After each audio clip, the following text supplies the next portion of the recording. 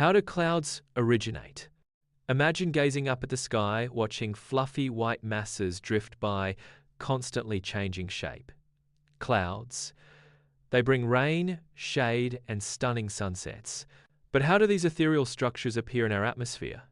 It is not magic. It is a fascinating process of invisible gases transforming into visible wonders. Prepare to look skyward and uncover the airy secrets behind their ethereal creation. Let's begin with invisible air-water vapor. Clouds start as water vapor, an invisible gas, in our atmosphere.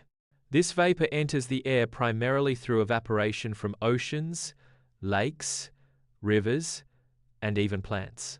Warm air can hold more water vapor than cold air, making heat a crucial first step for their eventual manifestation. Here comes the lift-rising air.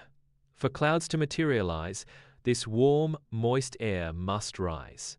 As air near the Earth's surface heats up, it becomes less dense and begins to ascend. This rising air carries the water vapor higher into the atmosphere.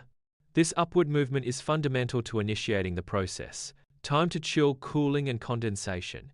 As the moist air rises, the atmospheric pressure decreases, causing the air to expand and cool. Colder air cannot hold as much water vapor. So, as the air cools, the water vapor begins to condense. This means it changes from an invisible gas back into tiny, visible liquid water droplets or ice crystals. The tiny helpers condensation nuclei. For water vapor to condense, it needs something to condense on. These are microscopic particles in the air called condensation nuclei. They can be dust, pollen, smoke, or even salt crystals from the ocean. Each tiny water droplet or ice crystal gathers around one of these particles, acting as a surface for attachment. What they become visible masses. When billions of these microscopic water droplets or ice crystals gather together, they become dense enough to be seen. This is what we observe as a cloud.